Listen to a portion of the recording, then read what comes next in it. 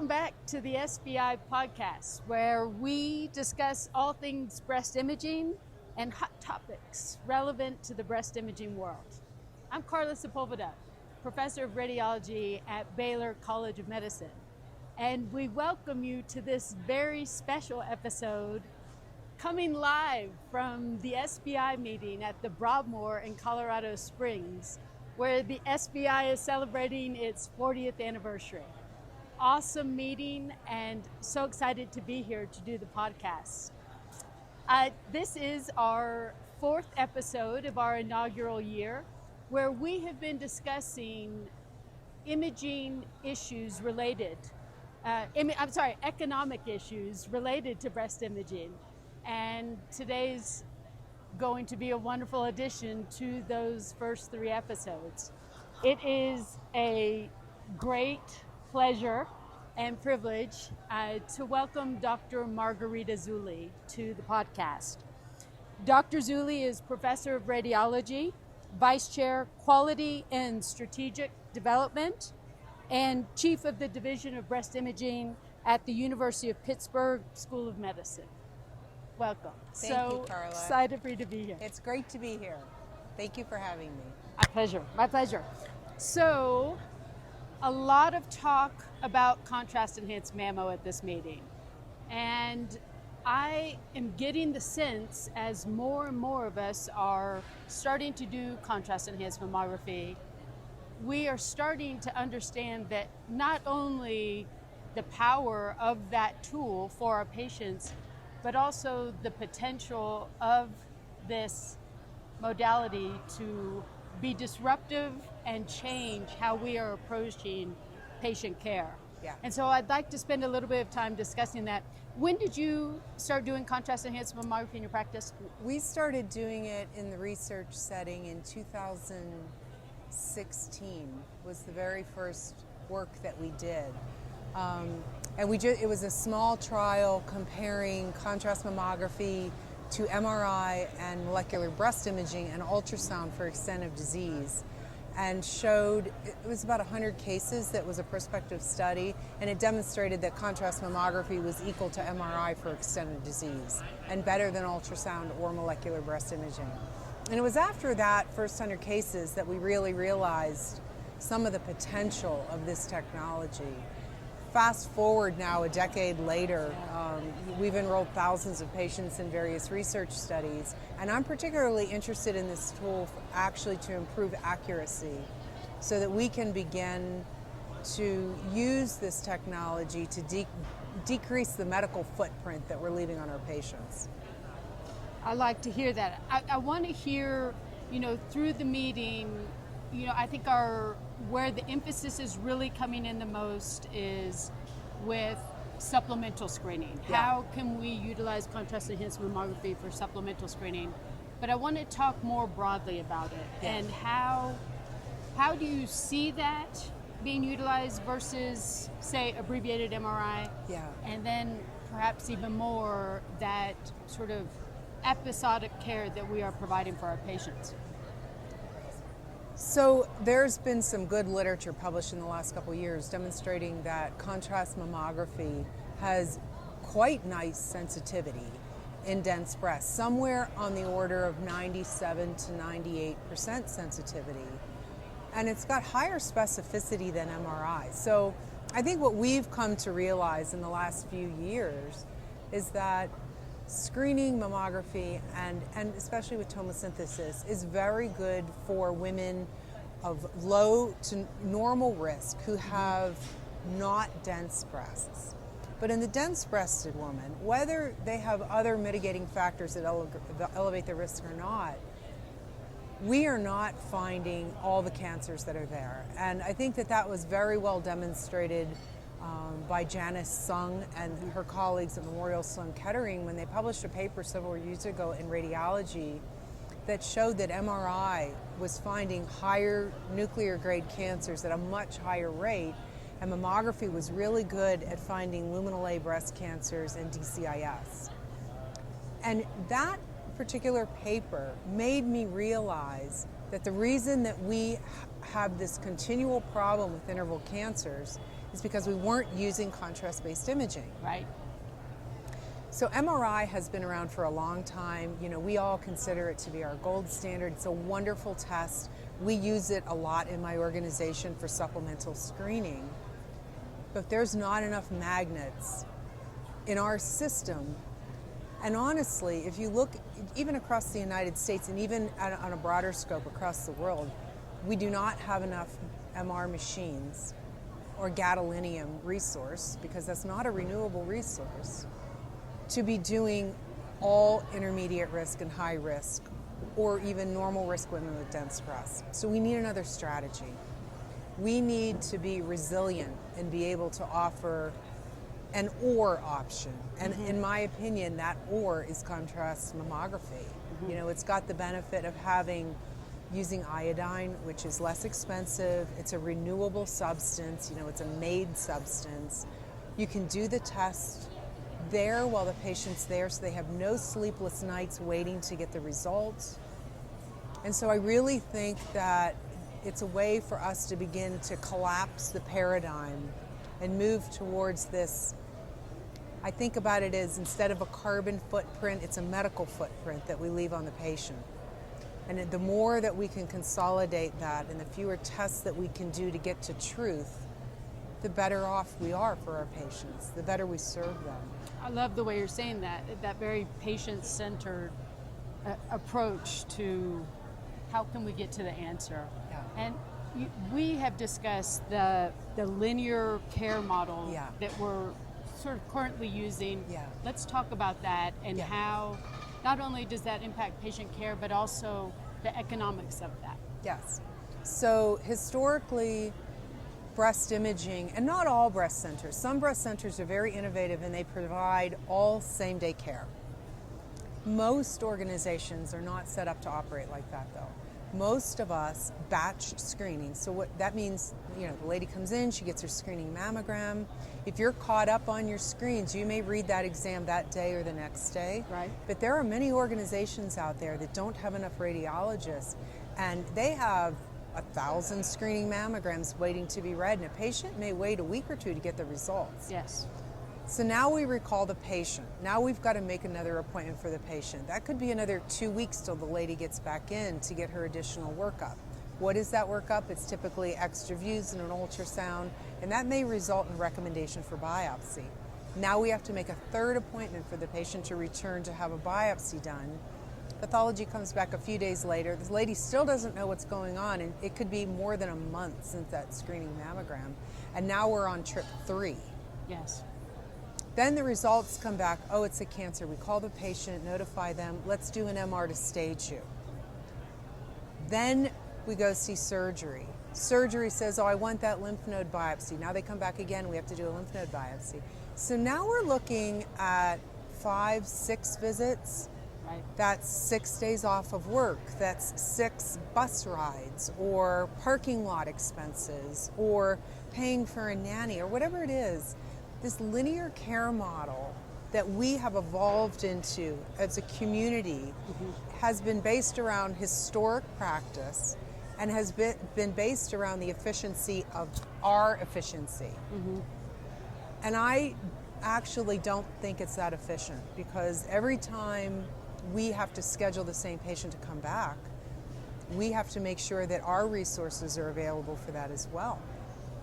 What's that mean? That means that we have to have a doc available for 4 or 5 visits. We have to have a front desk and technologists available for all of those different visits.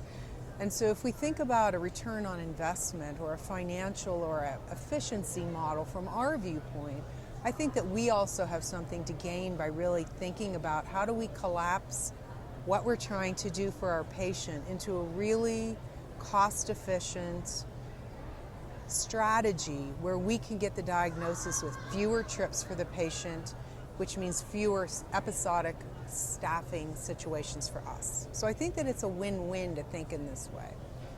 So taking what you're saying, which I absolutely agree, this linear with multiple visits, to the opposite extreme. Yes. Where there are practices, including our own, where we will do same-day workup of abnormalities on screening. Yes. And in fact, in the highly suspicious cases, we'll do a same-day biopsy. Let's talk about that. Yes. And what are the challenges with that? Yes, so I also have practiced in that model, both in private practice and in academic setting. And I think that it's a wonderful strategy for some people. Mm-hmm. The pro of it is that it's a single visit. The patient has, the only sleepless nights that the patient then has is waiting for the results of the test back. Exactly. And maybe a return trip for an MRI prior to seeing a breast surgeon if they have a cancer. That's wonderful. It is cost efficient for us as imagers because we are delivering all that care with the staffing that we have in that particular day. However, there's a human toll on the radiologist in this situation, and everybody who practices in the same day setting will understand what I mean when I say that. Yeah. Because you do not know what you're walking into every day. And so you go into work and the level of uncertainty and the level of emotional fatigue that's generated in the course of a day where you don't have a set schedule and you don't know what's happening from the beginning to the end of the day is higher than when you practice in a setting like I am in today. So I'm in a very traditional academic program with a linear care model, meaning that we'd almost never take patients to same-day biopsy. Mm-hmm. We will do same-day workup sometimes because we have same-day screens, but we don't go that whole way through the continuum. Working in that model, the physicians are less fatigued because they have absolute certainty about their day. Mm-hmm. The other thing is, if we look at it from the patient's viewpoint, some patients are delighted to get everything done in one visit, right? But other patients can find it overwhelming. I think it's a very important point. And so I think that what we need to do again is to be flexible. I think what we're discussing here today is to begin to be more flexible in how we approach our delivery of care, taking into consideration the costs that we're imposing on our organizations mm-hmm. and ourselves, human cost, financial considerations, and the costs and the human toll that our patients are experiencing. Yes. When we start to introduce the concept of same-day contrast-based studies, now we run into the extra considerations of getting prescriptions for that, because you can't just go do a contrast-based study in most instances without having a prescription. So I think that we've got a lot of thinking to do as we collapse this model about how we can structure it in a way that's not creating moral distress for our physicians, not creating undue anxiety for patients and sort of pushing them into something. Because I guess the way that I think about this is, when you approach a patient and you tell them that you think that they have cancer, you're escorting them across a threshold into a new phase of life. Absolutely. They came in an average person and they're walking out a cancer patient. Right. And that journey is different for different people. And so I think we have to be very cognizant. And that's one of the things that creates moral distress for us, is that we don't want to be rushed in that approach. We want to give the space and the respect to that journey for our patient. And we want to be able to do that in a way that allows us to be available to the next patient and ourselves. Absolutely. And so I think we've got a lot of work to do, all of us together, to think through these things as more advanced technology comes to our fingertips. How are we going to deploy it in a really logical fashion? Yes. Well, I know we've also discussed, kind of tying back to the economic theme, the impact on the faculty in terms of burnout, yeah. of the same day model, and yes. that unpredictability, and how so many faculty want control. Yes. That is so satisfying and prevents burnout.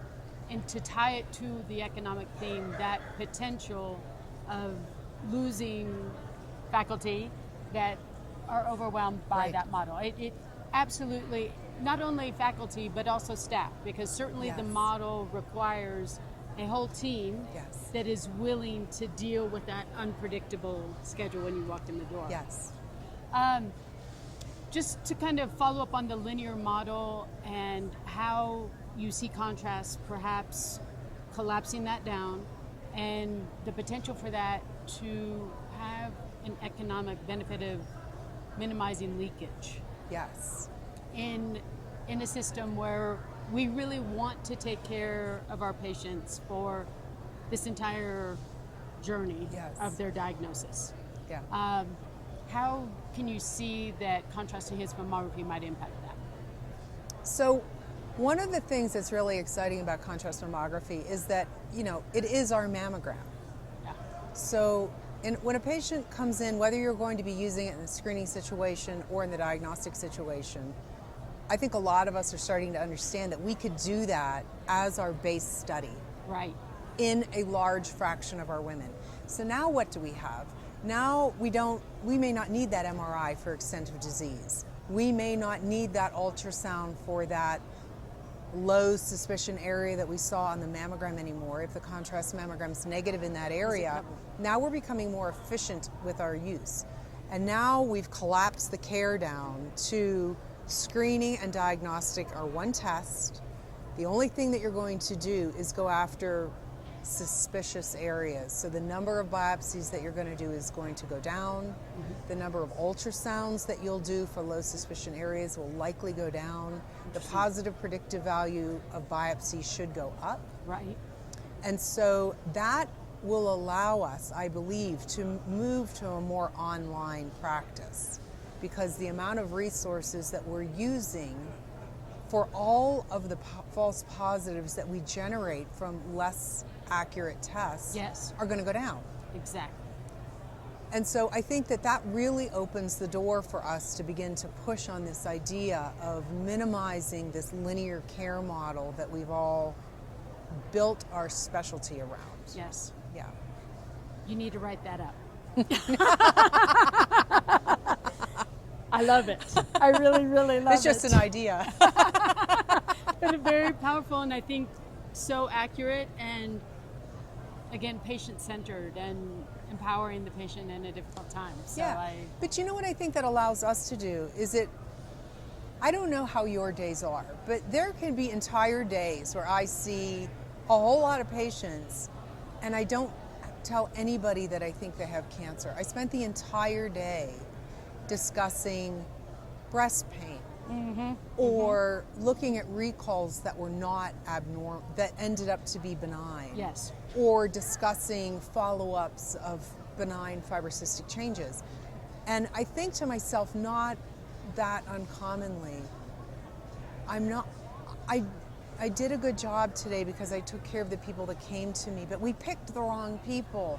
These people we are giving them burden that they don't need, and Absolutely. We're using a lot of human resource and time. Yes. And if we had more accurate testing that's delivered just in time, and what I mean by just in time, it's when the lady's already in my office. Yes. If I had more accurate testing, I could maybe see more patients and or dedicate more of myself to the patients that I've got. And Absolutely. have more of me left to take home to my family. Yes. So that I'm satisfied in my job.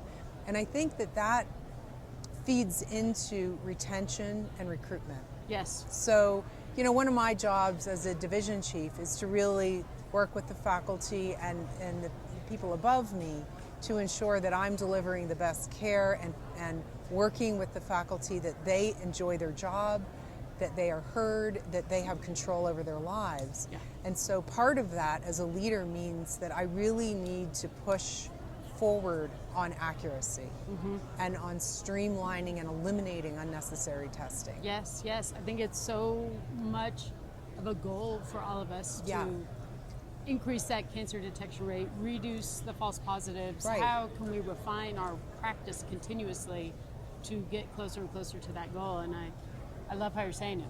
And so the other thing is, so let's come back around to the question that you had originally asked, which was, how does that help with leakage? Mm-hmm. So we worry about leakage a lot, and I think every organization probably worries about leakage, because meaning the patient schedules with you for something, or it could be that they saw a gynecologist in your system and they go somewhere else and get a mammogram. Exactly. Why'd they do that? Because you don't have enough access. Or they had a bad experience because somebody was burned out last time they met them. Yeah.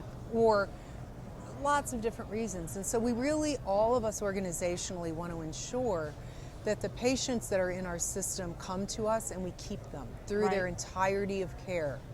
And if they don't do that, not only is it not good for us organizationally, but more often than not, they'll come back into the system at some point.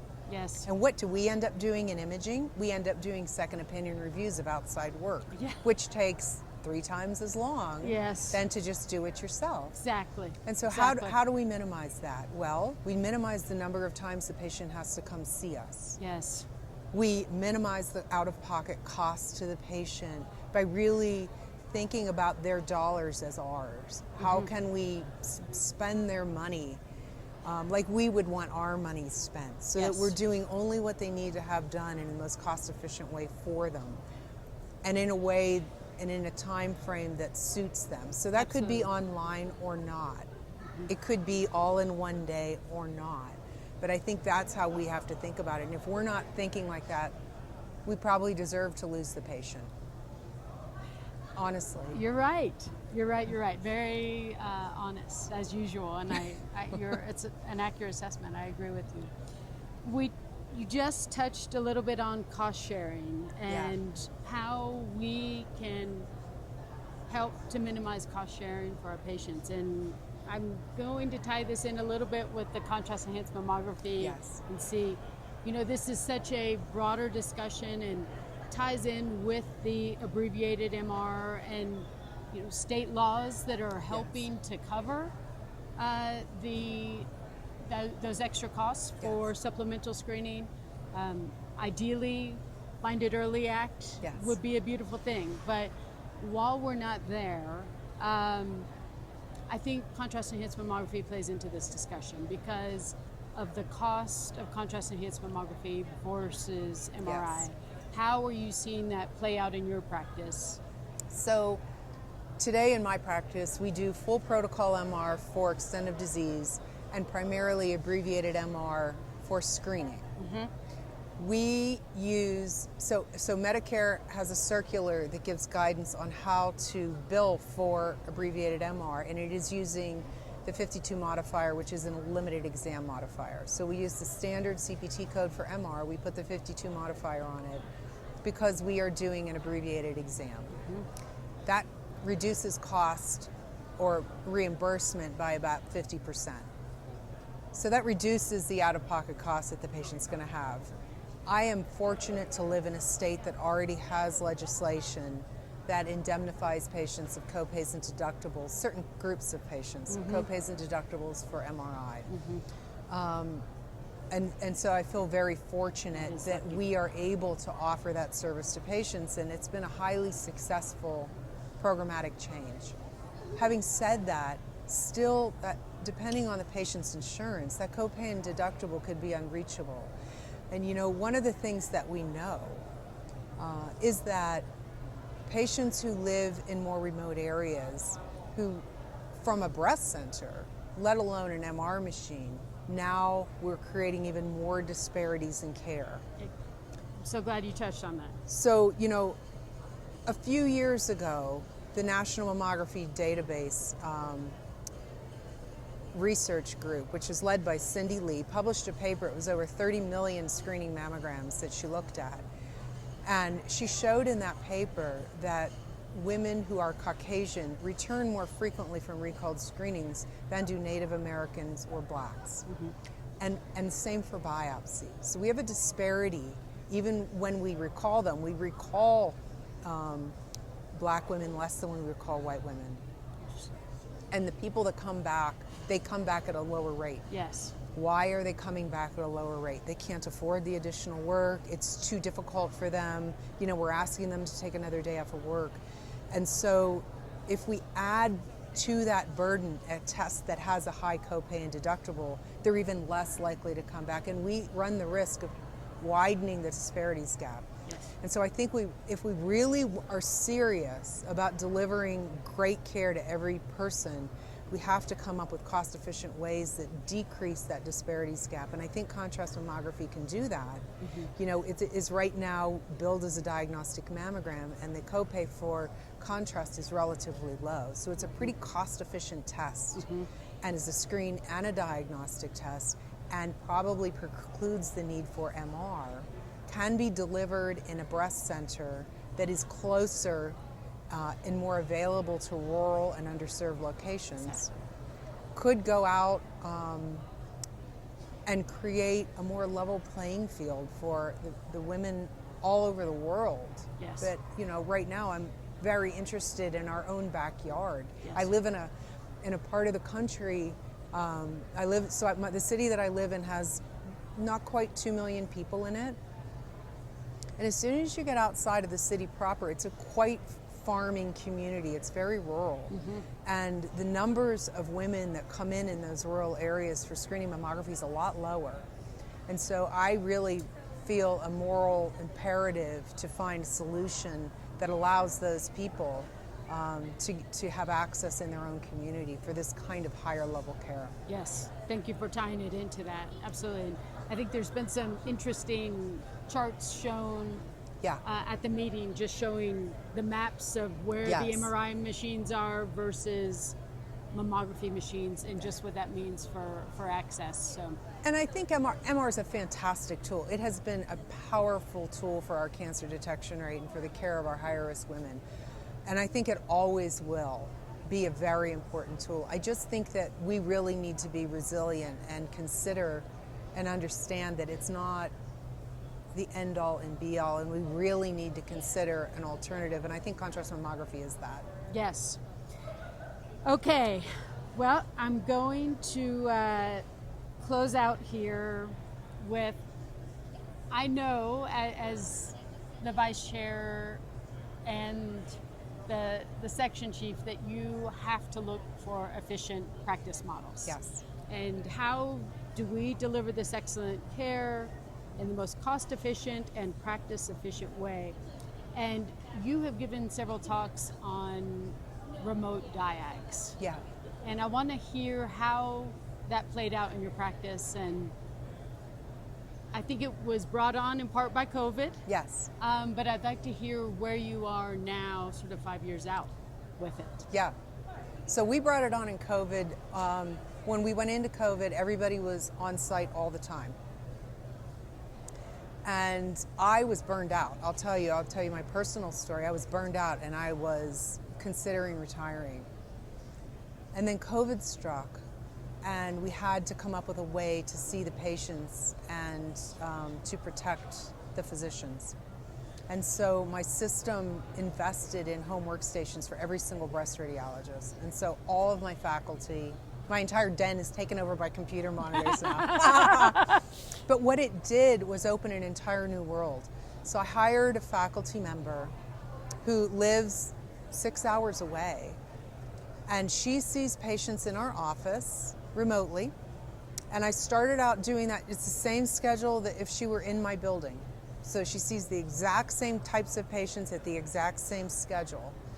I had her come in originally and work with the technologist that she would be working with on a daily basis to build a bond, especially with the ultrasound tech, mm-hmm. so that she had confidence in the ultrasound tech and they knew how each other worked. That was a wonderful way, and I actually was on site seeing a separate group of patients in case the whole thing blew up. I never, from day one, got a call from her asking me to go talk to a patient. So she has a little video camera. She has the same workstation I do at home in her living room. She's got a video camera, so she teleconferences with the patient. It's telemedicine. Mm-hmm. She reads the case. The very first day, she saw a lady in her 80s with a 4-centimeter breast cancer. She video chatted with the patient. She told the patient she had cancer. The tech was there. They went over the images together, and the patient was completely comfortable and didn't need to speak to me. And I knew we were off to the races with that. Fast forward now, that's been going on now for 5 years. Yeah. And the beautiful thing is now all of my faculty have home workstations, and I actively tell them this nearly every month. Work from home. Your child is sick. You have a head cold. The plumber's coming. Whatever. You need to get home because you're going, whatever. You can work from home an hour a day. You could leave at 2 o'clock and finish your cases. You can be there all day. You don't have to. You can come in and work here. What does that do? It gives them that control. And we were speaking about burnout and fatigue, and control is what people want. You know, going to yoga classes and meditating is great for burnout, but what we want is control over our lives and have that agency. And I think that remote diagnostics allows us to do it. And we have seen absolutely no difference in this physician's recall rates, cancer detection rates, timeliness of turnaround in the office. The patients aren't there any longer. We've had no decrease in patient satisfaction scores. We're actually writing up our initial experience. Amazing. So it's been an absolute home run, slam dunk. Awesome. I love to hear that. I love to hear that. Okay. Any other thoughts you have? I have a final question. I always pepper a final personal question. Any other final thoughts you have on contrast enhanced mammography? No, I think it's disruptive. I think that the hardest, no, and then I have one. You know, so from my experience, the hardest part of this is figuring out the operational implementation on the tech side. So now you're putting in an IV. You have to know how to handle contrast reactions. You have to learn how to use an iStat machine and do GFR checks. And those are hurdles that the staff need to learn. And so really realizing that's actually a big deal and really deserves attention. And we spent a couple years working on that. I have an absolutely fantastic director that I work closely with, and we've gotten over all of those hurdles, and they are most definitely surmountable. But just know going into this that there's got to be a lot of planning, not just for the radiologists of how to read it, but on the operations side of how to implement it. How much more staffing are you going to need? How much earlier does the patient need to come in to get the IV? Those sorts of things need to be thought through. Got it. Got it. Okay. Now for a little personal question. Yeah. You know, something we have discussed as how much we love what we do. Yeah. And sort of the sisterhood that we have found in so many of our awesome colleagues through the years.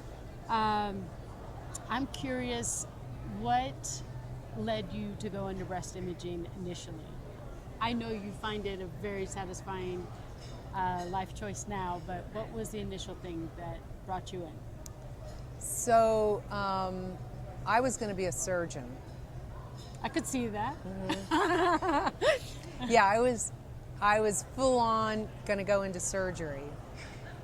And I remember very clearly being in the operating room with one of the breast surgeons and realizing that the radiologist was telling the surgeon what they needed to know to do the surgery. And it occurred to me that the radiologist is actually the person solving the Rubik's Cube, if you would, for the patient. And I really like that diagnostic challenge. So that's what made me pick radiology, actually, is I really love the puzzle. And I tell my trainees all the time, you know, the answer's on the images. If you really are a student of this, the information's in front of you. You just have to know how to put it together. And even if you can't come to a discrete diagnosis, you are so important as a consultative physician to the person who's ordered the test. Absolutely. I love that. I do too. Yeah. What got me into breast imaging is my mother-in-law. My husband's an only child. And Larry. When he was 7, his mother, who was 28, was diagnosed with breast cancer. She palpated a mass. Wow. Yeah, this was in 1972. Before really we were doing 0 mammograms. It was terrible. And she had a radical mastectomy and was told she should get chemotherapy or she would die. Oh my God. And probably was going to die. Oh God. So she elected not to have chemotherapy because she wanted to raise her only child and be healthy as long as she could. So she never had choices. So She didn't take chemotherapy. She just turned 80.